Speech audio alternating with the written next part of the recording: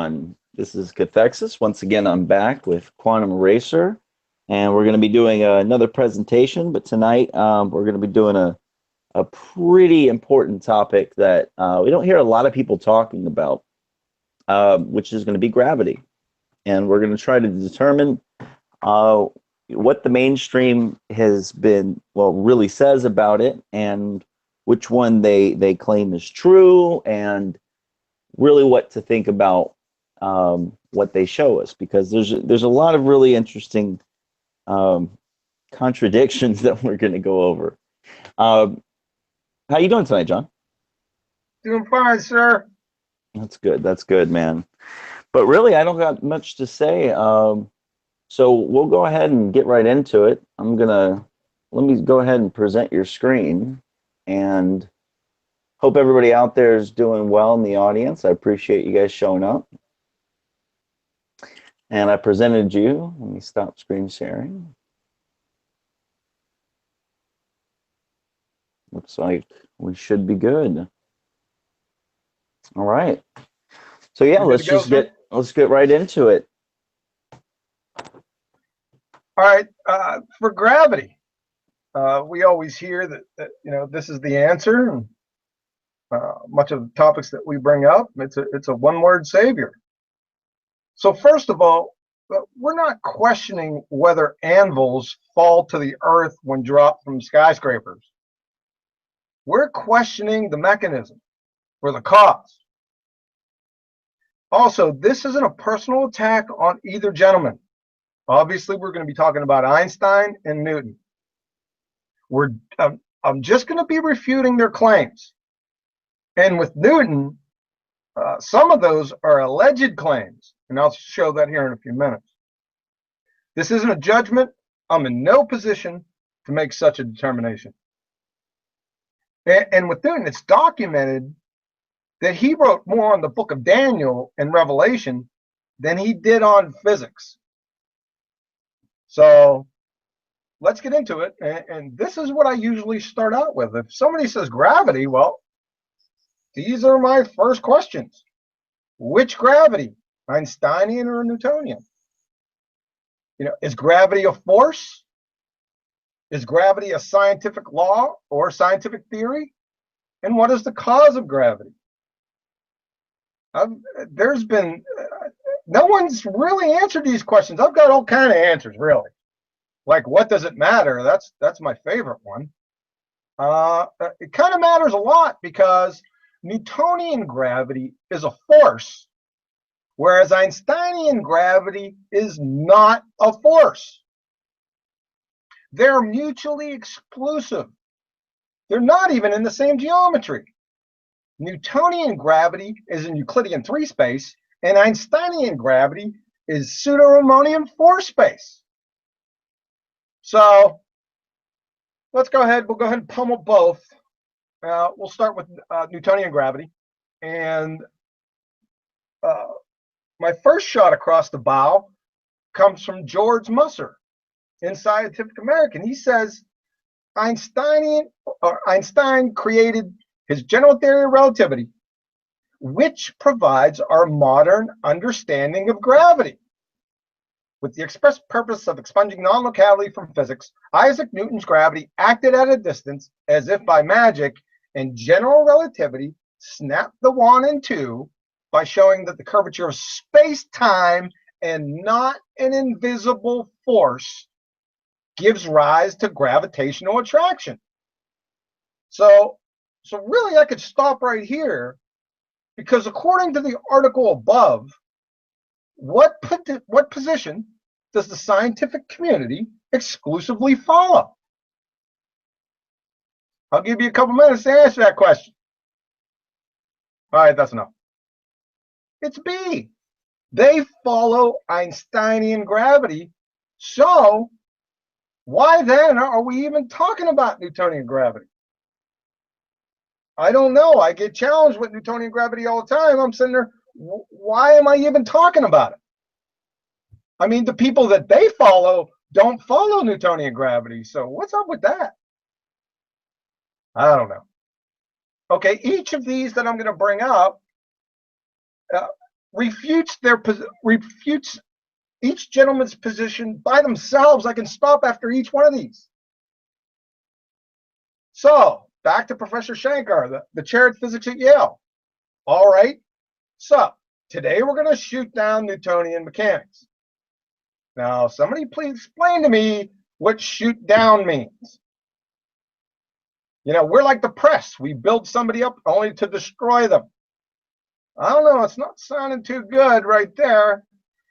The next minute, in the same block of instruction, he goes, first, I want to tell you what goes wrong with Newtonian mechanics. The double slit experiment is a problem. That's what puts the nail in the coffin for Newtonian physics. So, I don't know. Somebody needs to explain to me what nail in the coffin means. It doesn't sound too good. I'm not going to smell any better. And again, from Professor Shankar, the laws of physics are always quantum mechanical laws. You don't have separate laws for big and small things. The real question is, how do the very same laws, when applied to big things, by big things I mean the things you see in daily life, give the impression that the world is Newtonian? It's only giving the impression. So it's not looking too good for Newton up to now. So, and why is that? He said the double slit experiment. Well, he was referring to this. So we have a double slit experiment with a Newtonian particle, an electron. We close one slit and fire a bevy of electrons, and we get 10 hits at point A. Then we close that slit and open the other slit and fire another bevy of electrons, and we get 8 hits at point A. Well, the Newtonian prediction would be, if we fired the same bevy of electrons with both slits open, we must get 18 hits at point A. Well, what do we get? We get a big fat 0. And what does that mean? Well, that is the end of Newtonian physics. So what does this statement mean? What is Professor Shankar telling us here? Is this a read between the lines situation? Let me leave this up there for a couple seconds. Take a drink. Let this soak in. And you tell me if I'm misinterpreting this statement right here.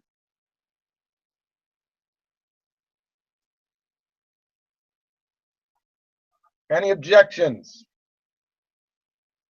I didn't think so. That's pretty cut and dry. So next, number 2. Apparently, Newton himself wasn't all that enamored or married to the idea. In a letter to Dr. Richard Bentley on February 25th, 1692, Isaac Newton says this: "'Tis inconceivable that inanimate brute matter should, without mediation of something else, which is not material, operate upon and affect other matter without mutual contact. That gravity should be innate, essential to matter, so that one body can act upon another at a distance through a vacuum without mediation of anything else, by and through which their action or force may be conveyed from one to another, is to me so great an absurdity that I believe no man who has in philosophical matters a competent faculty of thinking can ever fall into." That's my favorite quote. Yeah, out of all so I don't know if you're bringing up Newtonian mechanics. Newton himself is questioning your mental faculties with this. That's what it's saying to me. I could be misinterpreting, though. So next, this is another good one.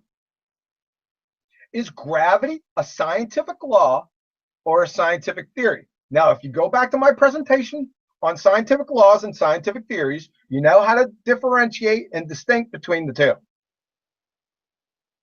So, from Richard Feynman, The Character of the Physical Law, this right here, I would recommend. This is a great read.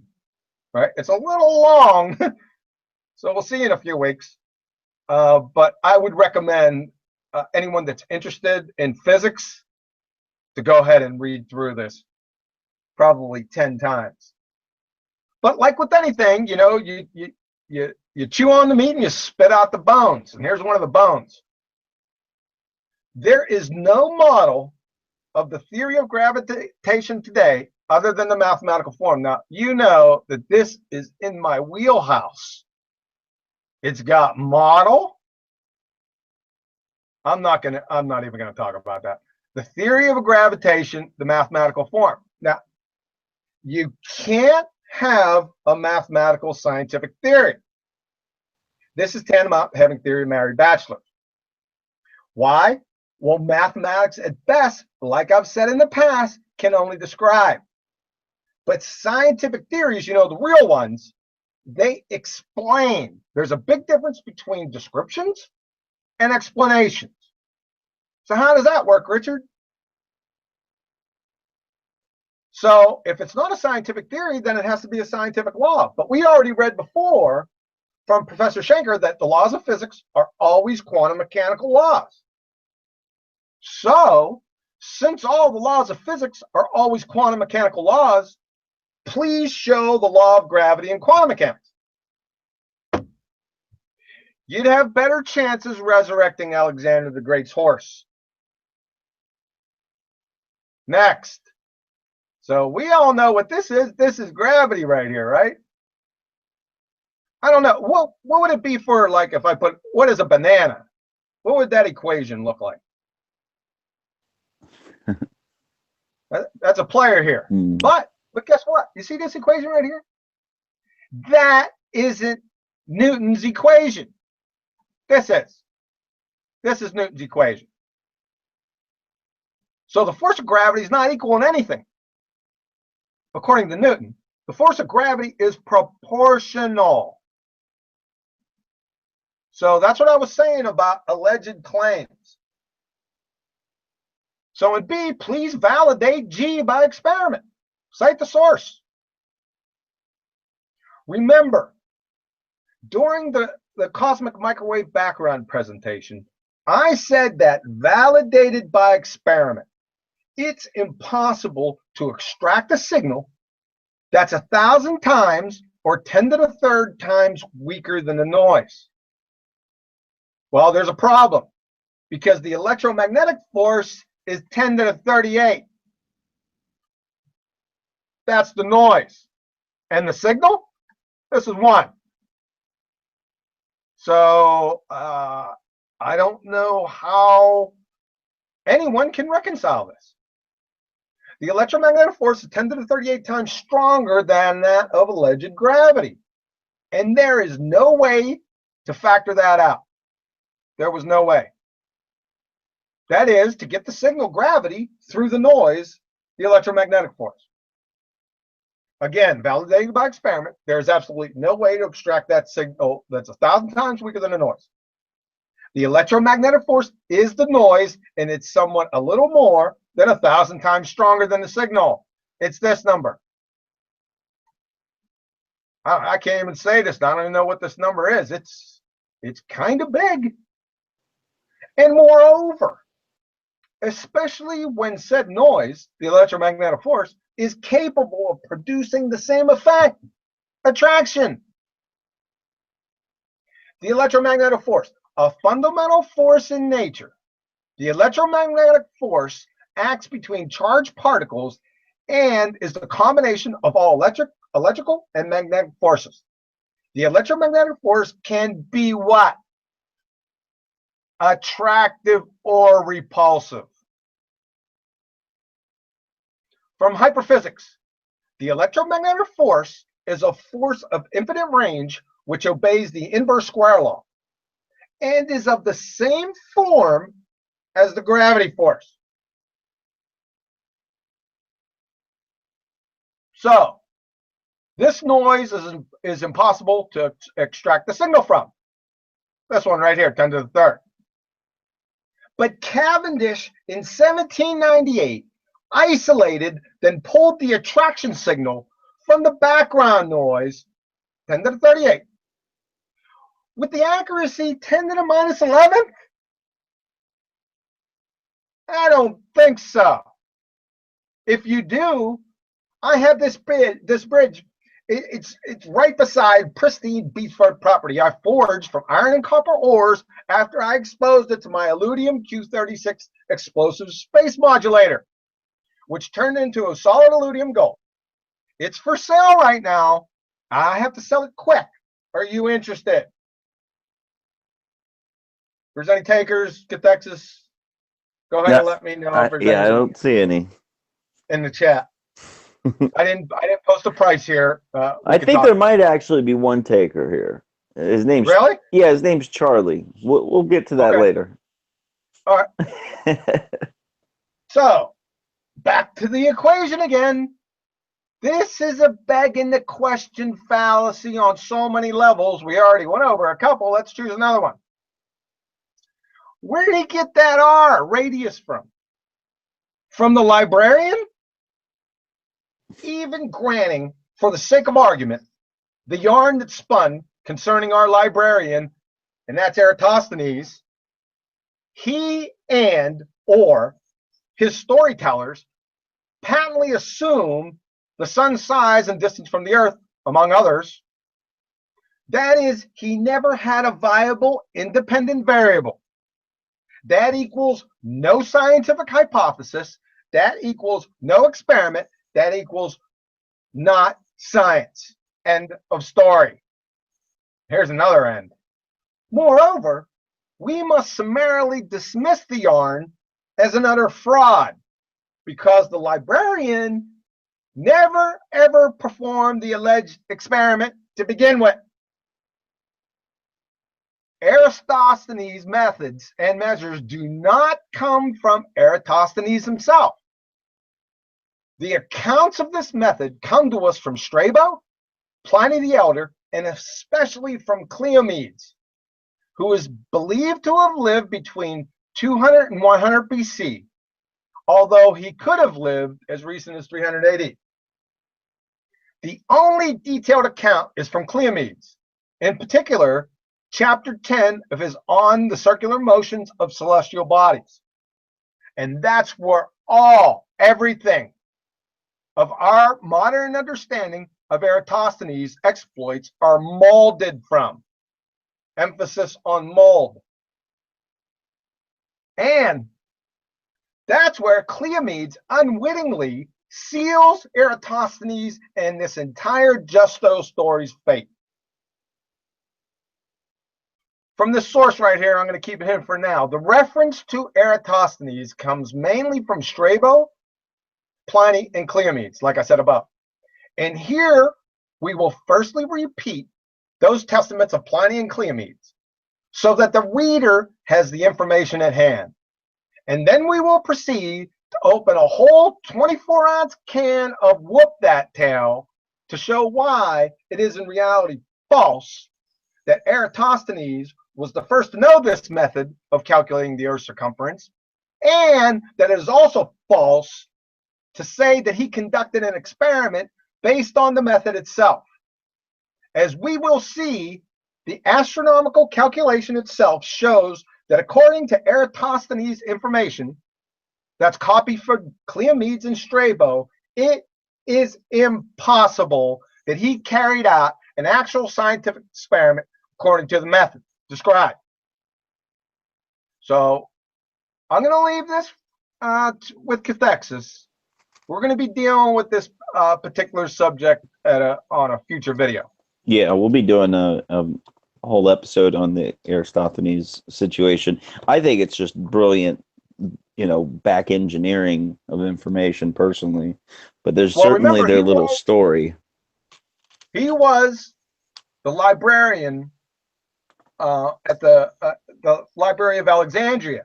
Mm-hmm. He had access to from the stories of the Library of Alexandria, it was, I don't think mammoth is the right word. I mean, it was supposed to hold a metric ton of documents from antiquity, especially of the Egyptians. Now, he got involved in a little cross matches with some other people, because I learned of Eratosthenes long before his exploits with the circumference of the Earth. I ran into him when I was looking at the timing for the Egyptian dynasties back many years ago. That's the first time I ran into that name. But I don't want to go down this road. We're going to be dealing with this at a future episode. All I want to say that these people right here in this document show without a doubt that this was a fiasco of epic proportions.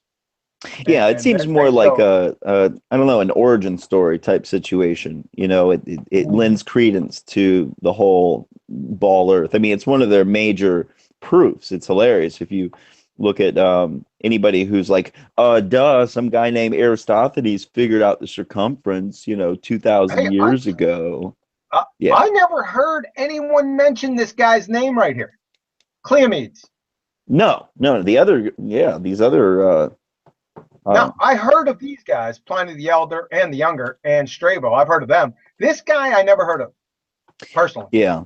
The story is definitely dubious. Everything, all the details come from him. Nothing from Eratosthenes. Nothing. Zero. Yeah. Everything from this guy. Stories about stories about stories. So we'll get to that here in a few weeks. Sure. So we're back to the equation again. So every mythomathematician knows prima facie that every term in an equation must be rigidly defined. It looks like there's a whole lot of mass in that equation above, doesn't it? That's so to me. From John Wheeler and Edwin Taylor, from Space-Time Physics. Nature does not offer us any concept as the amount of matter. History has struck down every proposal to define such a term. Even if we could count the number of atoms or by any other counting method, try to evaluate the amount of matter, that number would not equal mass. So, you can't even define it. Let's move on. Martin Rees, Astronomer Royale. What causes gravity and mass? These questions still baffle all of us. Well, wait a second. Richard Feynman just said above that there was a theory of gravitation. Well, what do actual scientific theories provide? We all know this. The cause. This isn't marrying up. If they don't know what this, define a boondoggle gaggle. You define this, then we can define this up here. Also, following Professor Feynman's declaration that it's all mythomathematical, right? If all you have is the mathematical form supporting that it's gravity, so 5 minus 3, right? That equals 2. How do you know it's not? And I could just make stuff up. Ducal Slopegerts. That's 6 minus 4. Well, that's giving me 2. Kenichi Fuchsloms. I'm getting 2 with that one. How about Wiggly Tiggly Skirts? I'm getting 2 with that one too. Ad infinitum. They could be actually at play in lieu of gravity, couldn't they? All we got is the your math's solid right there, John. I just double checked it. What's that? Your math, it's solid. I just double checked. Oh yeah, it is solid, isn't it? I have my daughter. She helped me with that. She kind of liked this one. I showed it to her when I first came up with it. She got it right away. And finally, back to the 4 fundamental forces, or the strengths of these gas. Or better said, the relative strength. So if you can take a look at these, right? You got the strong nuclear electromagnetic force that we talked about before, the weak nuclear, and you got gravity. All right? This is like just a token. Let's give it something here, right? That's what it looks like. Just first blush. Well, let's just give it something here. We'll just give it one. What do you suppose the force of a gentle breeze is? Would you say it could eclipse gravity? That's a rhetorical question, by the way. So, gravity rules the fairy tale planets, moons, stars, galaxies, universe. Eh? So, I root for the underdog all the time also, but this fiasco is a tear-jerking belly laugher. I'm not rooting for this one. He's going to lose. So much for Newtonian gravity. or better said, Newtonian anything. So who's next on the docket? So Einstein. Well, let's take him to the woodshed. This is going to be pretty easy. This Huckleberry's quantum mechanics. So Einstein's theory of general relativity is, say it with me now, incompatible with quantum mechanics. There's no guessing here, and they're not saying it might be or maybe. It's incompatible. From David Bohm, Einstein's buddy right here. They had a lot of conversations. One could see that relativity and quantum mechanics, the two most fundamental theories of matter, really contradict each other. In the sense that relativity is local, it's causal, it's determined. It's continuous, and quantum mechanics is just the opposite. So is there any leeway here? Is it almost contradicted? Or is it all the way contradicted? No. You see what they're saying. Looks like to me it's a contradiction. They're both contradictions. So, like I said before, the laws of physics always quantum mechanical laws. So, here's from these above. Here's the Einsteinian follower syllogism. Premise 1. Einstein gravity gives rise to gravitation, not Newtonian, or the invisible force gravity. Premise 2. Einstein gravity is contradictory and incompatible with quantum mechanics. Premise 3. All physical laws are quantum mechanical laws. The conclusion that they must arrive to, therefore, Einstein's relativity is true. And you can see my guy here. It's really much worse than that. But we could stop right here, but where's the fun in that? So relativity, special relativity and general relativity, via different mechanisms, speed versus gravity, can dilate, bend, and warp time. I mean, this is one of the main claims of each of their theories. And I put that in quotes. They're not theories, not scientific theories anyway. Okay, from the primary school falsification, this is one of my favorite falsifications right here. So, see if you can follow me with this. Time is a conceptual relationship between two motions. Specifically, it's based on an alleged single rotation of the Earth on its axis in respect to the sun a day. It's a concept. It isn't physical. It's without chemical formula or structure, no dimensionality or orthogonality, no direction, or location. You can't put some time in a jar and paint it red. I mean, come on now, let's reason together. You can't dilate, bend, or warp non-physical concepts. Is it your contention that if you have poison ivy on the brain, you could scratch it by thinking of sandpaper? Freedom is a concept also. Can you bend that for us? Dilate some freedom for us. It's preposterous on its face. That which you are using to measure isn't the thing that you're measuring. A football field is 100 yards long, but a football field isn't the yardsticks. If I bend the yardstick, does the football field bend also? In the analogy up here, the yardsticks are analog to the clock. The football field is analog to time. This makes no sense. So if something, say, affects cesium atomic clocks, or any modern clock for that matter, does that then ipso facto mean that the Earth's alleged rotation in relation to the sun is affected? These two mytho-mathematical fairy tales, special relativity and general relativity, were falsified 30 seconds after their respective publications by third graders at recess, for goodness sakes. In total, each are massive reification fallacies on nuclear steroids. All right, here's the grown-up falsification. Non-locality. Now, we've talked about this, I don't know, 3 or 4 times already. So we'll just go over this real quick. So because of this well-established phenomena in 1935, which pummeled Einstein's fairy tales, GR and SR, Einstein coined the phrase spooky action at a distance. Then he and his buddies conjured a thought experiment. That's the Epr paradox in 1935. It's Einstein, Podolsky, and Rosen, in a feeble, clumsy attempt to debunk quantum mechanics. Why? Well, he couldn't have anything traveling faster than the speed of light because his theories would implode. A side note with this, he never published in physical review letters again because he didn't appreciate the paper being peer-reviewed. He has a little pretentiousness problem.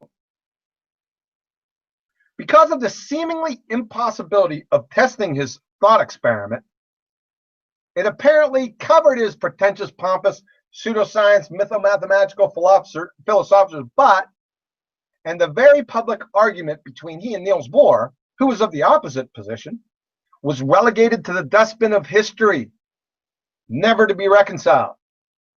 But then, in the 1960s, John Bell explored Einstein's alleged paradoxical thought experiment and proposed an inequality. It's called Bell's inequality.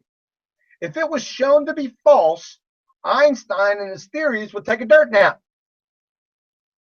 Then John Clauser, a frustrated grad student because of his poor grades in quantum mechanics, was rustling through some books and papers in the campus library when he came across John Bell's paper. And that, as they say, folks, is history. Bell's inequality was first violated in 1972 by John Clauser and Stuart Freeman. Then in 1982, Elena Spey jacked it yard forever. Ergo, Einstein and his theories equal dirt now. He got debunked. Ever since Spey's falsification, non-locality has been confirmed by experiment roughly 1,875 times without exception.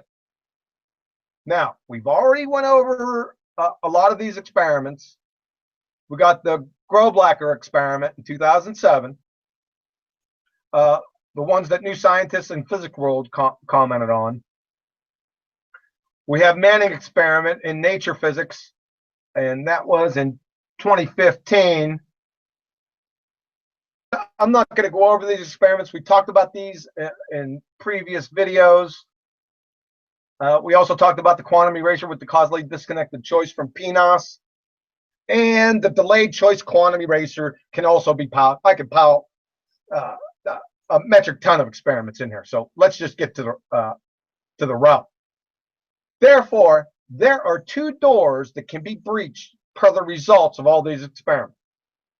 Door number one, information. However they conjured that. Go back to my information presentation. This is a fiasco right here. But anyway, information, however they conjured that, can travel faster than the speed of light. That means Einstein's theories are done. Kablooey. Or your second choice, door number two, space and time are mere illusions. We already showed that the other day when we were talking about the quantum eraser experiment. That is, Einstein's theories are kablooey again. Take your pick. Einstein himself, after 30 years of attempting a unified field theory, finally reckoned with it prior to his death and was partial to the latter door, as am I. This is a letter from Einstein to his buddy again, David Bohm. I must confess that I was not able to find a way to explain the atomistic character of nature. My opinion is, if that the objective description through the field as an elementary concept is not possible, then one has to find a possibility to avoid the continuum together with space and time altogether. But I have not the slightest idea what kind of elementary concepts could be used in such a theory. So he finally realized it after all those years. Again, we're back to non-locality and the quantum Randy challenge that we already went over about 10 times. The quantum Randy challenge, henceforth the QRC, challenges any pseudoscientist you, as it were, who claims that quantum physics is not true and that quantum entanglement experiments can be explained by a classically realistic and locally causal model. All right, this has been posted for a while now. 2012, there's been no takers. You're getting a Nobel Prize and $1 million. So don't come back here to me and try to refute it. Go get your Nobel and your $1 million. You can post in the side chat if you get a chance, or email Cathexis on your application for your Nobel. So, in conclusion, for both Newton and Einstein, the fat lady has sung herself skinny. It's over. So, a big add-on here. This is something to ponder in your alone time. So, for entanglement and non-locality, so you got entangled particles, photons or electrons. They can be separated by massive distances, and their states are correlated with each other. That is to say, if I measure one, I will immediately, instantaneously affect the other. And or, if one of the entangled particles interacts with another atom or particle on either of their respective trips, no matter the distance, thus destroying the original entanglement, the other's QM state is instantaneously affected. This is slam dunk. This is absolutely true, based on countless repeated experimental tests, without exception. So you know what I like to do? I always run home to mama with these things. I always like this one. Contingent necessary facts. You guys, I know I love these. For this to be true, for this up here to be true, all this with entanglement, for this to be true, and it is most assuredly, therefore, guess what the contingent necessary fact of the matter must be so as to afford this condition? Each of those entangled particles must know the quantum states of each and every other single particle in the universe at all times, continuously, instantaneously. But particles don't know anything. To know something, you have to be alive. Particles don't know anything. Particles don't create, contain, communicate, send any information. If you're confused about that, head back to the information presentation. It'll tighten your shot group back there. From Dr. James Gates, buried deep inside the equations for supersymmetry are codes. They're error-correcting codes. Specifically, he found Hamming block codes. And if you know anything about Richard Hamming, he was the pioneer of computer science. You can go chase that down by yourself. He's got some interesting views on Einstein too. My speculation, long before I heard of Dr. Gates, underneath the Planck length at 10 to the 30 minus 35 centimeter, or 10 to the 35 meters, and between the pixels, that's the quanta of this reality, there are codes, equations running based on algorithms that reconcile each and all possible outcomes to preserve universal consistency instantaneously. This is unimaginable, incomprehensible design. So the recurring question, who creates codes and equations and algorithms? Information, who does that? Who's the programmer, folks?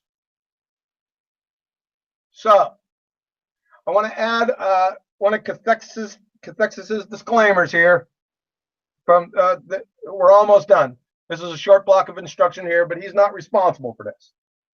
So Max Planck, during his acceptance speech, 1918, for his Nobel Prize, as a man who has devoted his whole life to the most clear-headed science, to the study of matter, I can tell you, as a result of my research about atoms, this much. All matter originates and exists only by virtue of a force which brings the particle of an atom to a vibration and holds this most minute solar system of the atom together. We must assume behind this force the existence of a conscious and intelligent mind. This mind is the matrix of all matter. So, from John 1:1-3, in the beginning was the Word, and the Word was with God, and the Word was God. The same was in the beginning with God. All things were made by him, and without him was not anything made that was made. See a correlation with this? Jesus Christ is the Word. Therefore, Jesus Christ is the Creator. It wasn't just a man that was brutally tortured and executed. It was the Creator himself. And he did so willingly. Why did he do that? The answer to that question will set you free. The largest escrow closing in the history of the universe is at the door, folks. Where do you stand? Thanks for your ear. Have a nice day. All right, John, I appreciate that. That's a lot of really good information in there. Especially those quotes. I mean, for these guys to be, who they were, I mean, these are very important names. And to be saying these things so explicitly, I just find it shocking that we don't have this particular conversation happening on any large scale. It's quite surprising, right? It is. I mean, doing the research for this week, I found, there's like certain small groups of physicists against Einstein's relativity, and, groups of people who have these discussions. And I can only imagine these conversations are having, they're happening behind closed doors with certain groups of physicists. But, when you go through this whole process of indoctrination and you're a true believer in the Einsteinian relativity, it's hard to deprogram yourself. I imagine that it's very difficult. There's people who are listening to this right now who are absolutely freaking out. One in particular out there, because he said that I'm sorry about that. He called it the Einsteinian truth, is what he called it. Well, okay, well, let's have him come on here. He needs to show personally how he can bend non-physical concepts. I want to see that. I want a YouTube video. Because we don't really have to get with physicists. We can go to third graders. He's done. So yeah. So yeah, it's interesting to see that. I mean, there's a practicality to understanding, okay, things fall down. Great. Sure. Okay, they fall down at this particular speed. This is repeatable, measurable. This is what real physics is about. But as even Newton said, that it's an absurd idea to think that inert matter is attracting each other. So they still don't have this answer. Gravity is real only in the context that there is something happening. Things do fall. Yes, that's not the question. We want the mechanism, we want the cause. Yeah. And they don't. And that's why I try to make the distinction between gravity and what they call gravitation. Gravitation is, they still don't know. If you go read the Wikipedia. Don't get hung up there. It's just a result of gravity. Don't go down that road. So we're talking the same thing. Well, yes, but what I mean is what they call the theory of gravitation. It's just it's hilarious. But Feynman said it was the mathematical form where you can't. We already discussed why you can't have mathematical scientific theories. It's like military intelligence or married bachelors. That you can't have those. That's why. Remember, we talked about this. That's the difference between laws, or what they call scientific laws. We're going to talk about that here specifically in a couple of episodes, because I challenged everyone with a scenario before on the recap. But there's a difference between scientific laws and scientific theories. Oh yeah. Laws describe the what or the is. Scientific theories explain the hows and the whys. So you can't have a mathematical scientific theory. It's preposterous. No, I agree. Yeah, I agree. Now, what do you think about quantum gravity? Quantum Have you? gravity? That seems to be something that You ain't even has a getting Wikipedia. graviton's a fairy tale they conjured. You ain't getting quantum gravity. Here, let me read this. It says, quantum gravity is a field of theoretical physics that seeks to describe gravity according to the principles of quantum mechanics, and where quantum effects cannot be ignored. The current understanding of gravity is based on Einstein, which is formulated within the framework of classical physics. On the other hand, the non-gravitational forces are described. Yeah, it's just going on and on and on and on and on here. I seen an interview not too long ago with Freeman Dyson. Somebody asked him, they said, "So, what do you think of a graviton?" The analog to that is the photon with electromagnetic waves. He says, "What do you think about that? Is it a fiction?" Freeman Dyson sitting there. Yep. Yeah. It seems that this is where we get near string theory and loop quantum gravity and causal theory of causal fermion systems, and they're just digging and digging and digging and digging. I got loop pink unicorn theory. Yeah. And just superficially from a layman's point of view, I've said this before, but I think there's an elegance to it that seems to be lost on the more indoctrinated around us. What if, just by any chance, that there might be an up and down in nature? And that, we just happen to experience this kind of like a law, like similar to like the law of thermodynamics in the sense of hot always flows to cold. That's a law. We know it. That's just the way this reality works. Yeah, well, you can never find the cause of that. Exactly. It just is. It's exactly. It's just an is. And so that's what I'm saying. Like, what if there really is just an up and down in nature? All of the things the complications that arise by living on a sphere seems to have made all of these very strange extrapolations over the years. And I don't know. It's just I think it's interesting to see. We talk about Occam's razor. Everybody wants to talk about Occam's razor so much. I don't think a lot of people know exactly what that is. Yeah, especially today. There's just so much. A lot of people say it. Oh, Occam's razor. I don't think they know what it means. Yeah, no, I would agree with that. But yeah, this is a huge topic. There isn't. The mainstream has zero answers on it. It seems they have all these ideas and mathematical extrapolations, but there doesn't seem to be an actual answer to the problem, even after all this time, 500 years. Well, all I hear is people talking about Newtonian gravity, right? That's all I hear. All I hear is Newtonian gravity, Cavendish, Newtonian gravity. Folks, if somebody brings up Newtonian gravity, you have my permission to take this source right here. The scientific community, I'm just presuming that that's what they're following. The scientific community doesn't follow Newtonian gravity. It tells you right here. Yeah, and the whole notion of mass attracting mass is rather... Yeah. As Newton put it.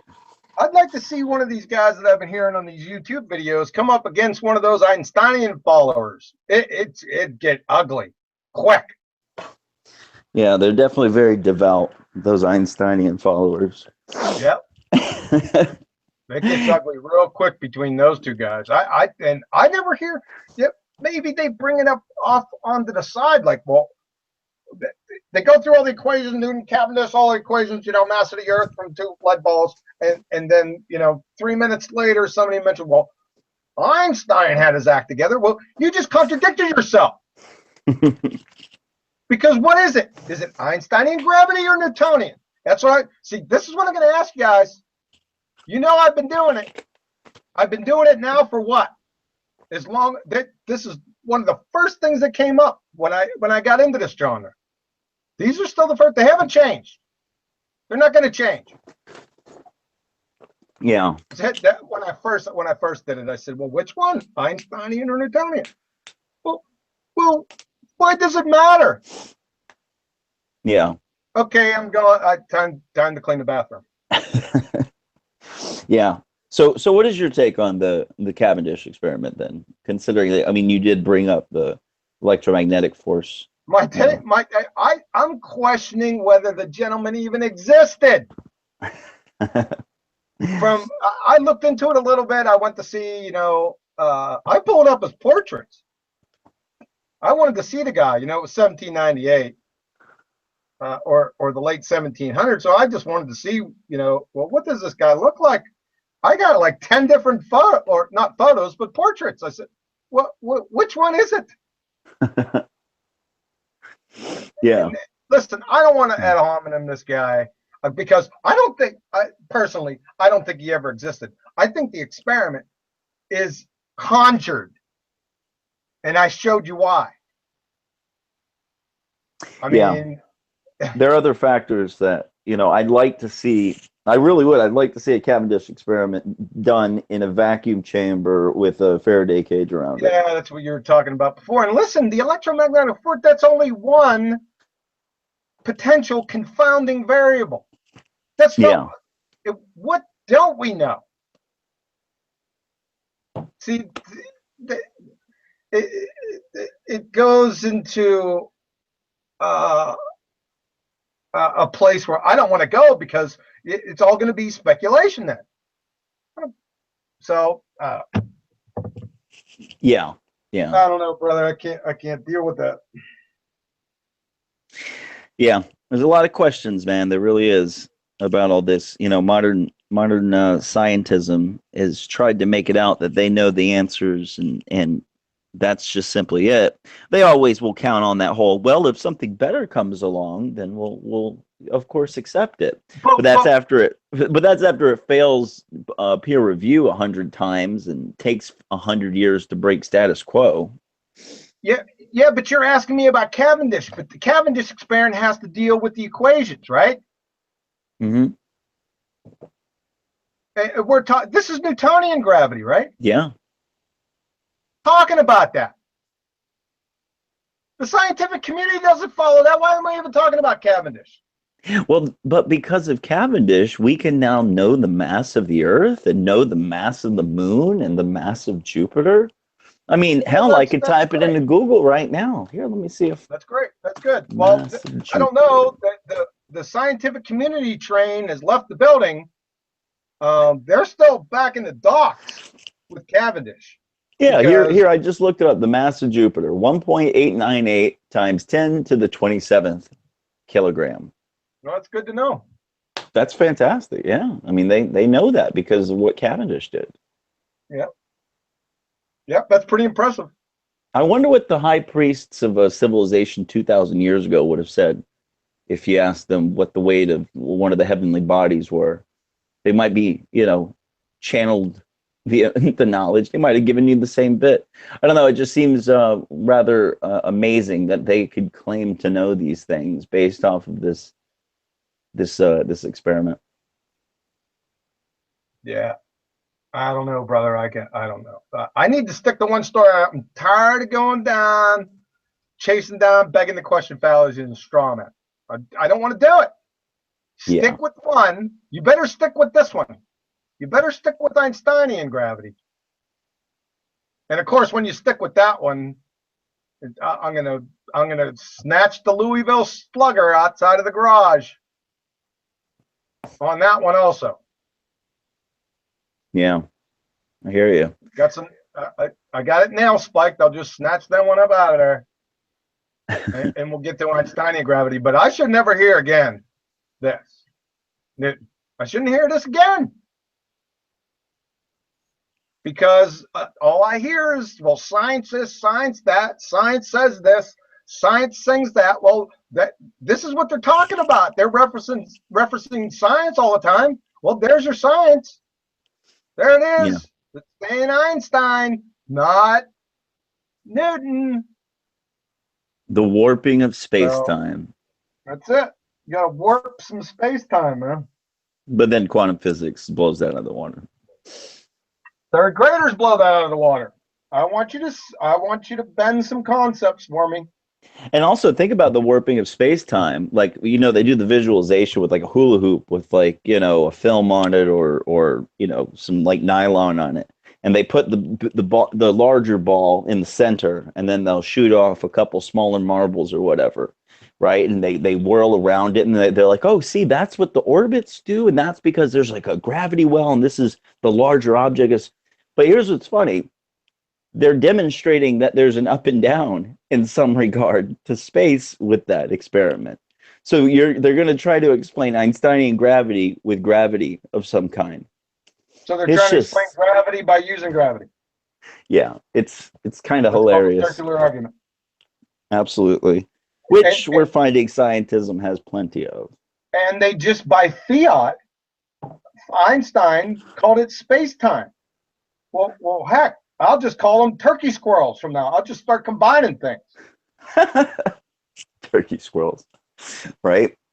Yeah. Cat crows. Yeah, I'll just start it's pretty combining stuff. hilarious. See how that rolls. Yeah, it's pretty interesting. But yeah. So what other presentations do we have coming up? I know you only got a couple more that we're gonna do this. For this block, yeah, we got. Yeah. For next week, we'll go over evolution. That'll take about 2.5 minutes. Then we're going to talk about irreducible complexity and functional sequence complexity. I can't wait. Yeah. I'm with that. I like that. Yeah, so that's for next Monday. Okay, great. Yeah, so I think probably got like one, maybe two more episodes in this, we'll say season or block, however you want to put it. And I didn't know we had seasons, man. well, we'll be on the 10th episode next week, so might as well. But yeah, I mean, this has been great so far. I've gotten a really good response from everybody out there concerning it. And I really appreciate everybody coming out and listening and being quite, well, most of them have been quite nice and cordial in the in the chat. Is there anything else you'd like to add to this tonight? I don't think I need to add anything, Cathexis. No, I don't either. Did a great job. All right, well, thank you, everybody. We'll go ahead and shut this down for tonight. I appreciate everybody coming out, and have a great night.